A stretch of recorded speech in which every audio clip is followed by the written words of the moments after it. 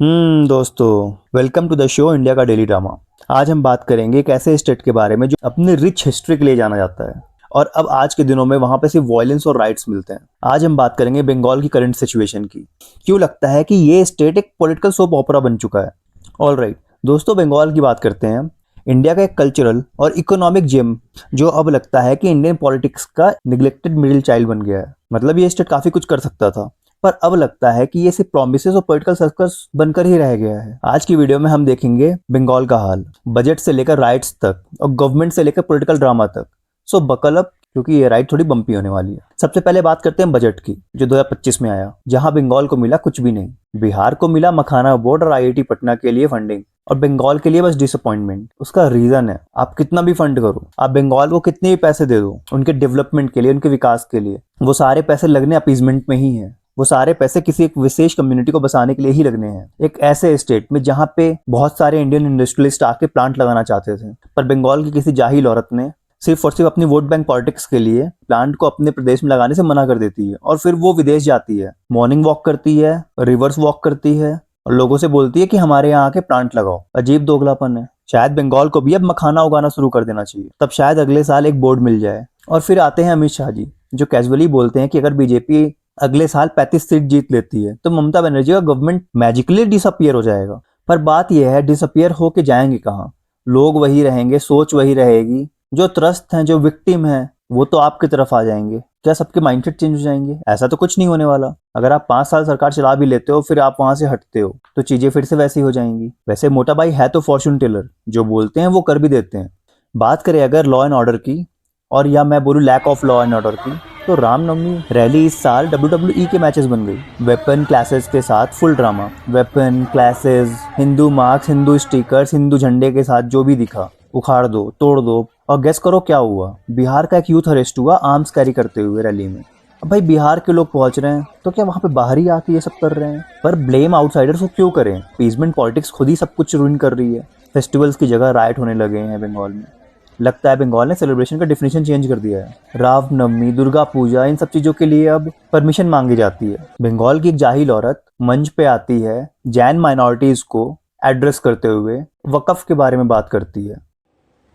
और माइनॉरिटी लोगों को हम एक बात कहते हैं, देखिए आप लोगों को दिल में दुख हुआ है वो आपका प्रॉपर्टी के लेके, आप भरोसा रखिए बंगाल में ऐसा कुछ नहीं होगा जिसमें कोई डिवाइड एंड रूल होगा।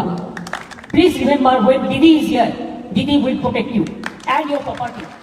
कि माइनॉरिटीज को कोई प्रॉब्लम नहीं होगा, वक्त से उनको कोई लॉस नहीं होगा। जो दुनिया में हो रहा है, जो पूरे देश में हो रहा है, वो बंगाल में नहीं होगा। राजनीति कैसे से चूती भरी हुई है, कुछ भी बोलना है, कहीं भी बोलना है।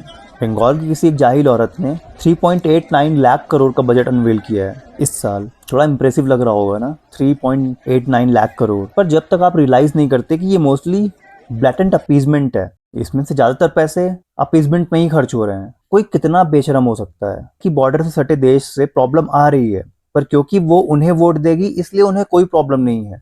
कल को यही चीज जब उनके लिए नासुर बन जाएगी, जब वो पावर से हटेंगे, दूसरों के लिए इनका रायता समेटना बहुत ही मुश्किल होगा। और उस समय की कंटेम्प्रेरी गवर्नमेंट जब इसे नहीं संभाल पाएगी, यही विपक्ष खड़ा होकर बोलेगा कि किसी और दूसरे नेता से ये संभल नहीं रहा है। सच में ममता बनर्जी तो ऐसा दिखाती है जैसे अपीजमेंट पॉलिटिक्स बंगाल में। नो वे। पर बंगाल में अपीजमेंट पॉलिटिक्स इतनी ज्यादा होती है जितना पानी भी गिला नहीं होता। बंगाल में वक्फ बोर्ड के लिए प्रोटेस्ट हो रहे हैं। उस प्रोटेस्ट में चुन चुनकर हिंदुओं के घर, हिंदुओं की दुकान, ऐसी चीजें तोड़ी जा रही हैं। 3 लोग खत्म हो गए। 110 जो अरेस्ट हुए हैं वो शाम तक छूट जाएंगी, क्योंकि गवर्नमेंट भी तो उन्हीं की है। और यहाँ पे ना आप थोड़ा दिमाग लगाओ, पूरे देश में कहीं ना कहीं वक्त प्रोटेस्ट हो रहे हैं, पर क्या कहीं भी ऐसी सिचुएशन बन रही है? नहीं, क्योंकि हर स्टेट की गवर्नमेंट उस पर कोई ना कोई एक्शन ले रही है। लोगों के मन में डर है, पर बंगाल में उनके मन में कोई डर नहीं है, क्योंकि उन्हें पता है कि उन पर कोई कार्रवाई नहीं होगी। इसका सीधा सा मतलब है ये करवाया जा रहा है। अगर प्रोटेस्ट हो रहे हैं तो उनको शह मिल रही है कि वो प्रोटेस्ट करें, इस वजह से प्रोटेस्ट हो रहा है। और उसमें 3 लोग की जान चली जाती है और आगे पता नहीं कितनी जाएगी। अब यहाँ पे सेंटर दुविधा में होगा। अगर वो इमरजेंसी लगा के वहां पे कुछ एक्शन करते हैं तो पूरा अपोजिशन एक साथ होके बोलेगा कि इन्होंने राइट्स करवाए, इन्होंने प्रोटेस्ट करवाए क्योंकि बिहारी पकड़ा गया, और फिर इमरजेंसी लगा के इलेक्शन में फायदा ले लिया। और अगर इमरजेंसी नहीं लगाते हैं, अगर सेंटर कुछ नहीं भी करती है, तो फिर उसका ही फायदा है, क्योंकि वहां पे जो विक्टिम है, अभी भी हिंदुओं की संख्या ज्यादा है वहां पे, और वो विक्टिम जैसा फील कर रहे हैं। तो वो वोट्स तो बीजेपी को ही जाने हैं। तो इस हिसाब से देखा जाए तो फायदा सेंटर का ही है, पर इमरजेंसी ना लगाने में, एक्शन ना लेने में ज्यादा फायदा है। लोग मर रहे हैं तो मरते रहें। Let's be real, it's not just New Delhi is ignoring Bengal, it's also हमारे खुद के लीडर्स जो फेल कर रहे हैं। स्टॉल्ड सेंट्रल प्रोजेक्ट से लेकर एमपी जो एडवोकेसी से एलर्जिक लगते हैं। बंगाल एक विशियस साइकिल में स्टक हो चुका है। शायद अब समय आ चुका है कि हमारे लीडर्स को क्रेडिट लेने के लिए लड़ना छोड़ देना चाहिए और सोल्यूशन की तरफ काम करना शुरू करना चाहिए। आपके हिसाब से बंगाल इतना पीछे क्यों हो रहा है? वो नया बांग्लादेश ऐसा क्यों बिहेव कर रहा है? न्यू दिल्ली की अपैथी या बंगाल गवर्नमेंट की इनकॉम्पिटेंस? कमेंट जरूर बताना। तो दोस्तों ये थी आज की वीडियो जो वेस्ट बंगाल का हाल बताता है। एक स्टेट जिसमें एंडलेस पोटेंशियल है, पर उससे कहीं ज्यादा वहां पे पॉलिटिकल ड्रामा है। एक ऐसा स्टेट जिसे बजट बिट्रेयल और अपीजमेंट गवर्नेंस ने सब कुछ रुइन कर दिया। Bengal deserves better, better budget, better leaders और हाँ, बेटर मीम्स भी। तब तक कियोस में हंसना सीखो, क्योंकि अभी ये कुछ और टाइम चलने वाला है। That's all we can do. ठीक है दोस्तों, स्वस्थ रहिए, सुखी रहिए। कल मिलते हैं इसी टाइम पर। Bye bye.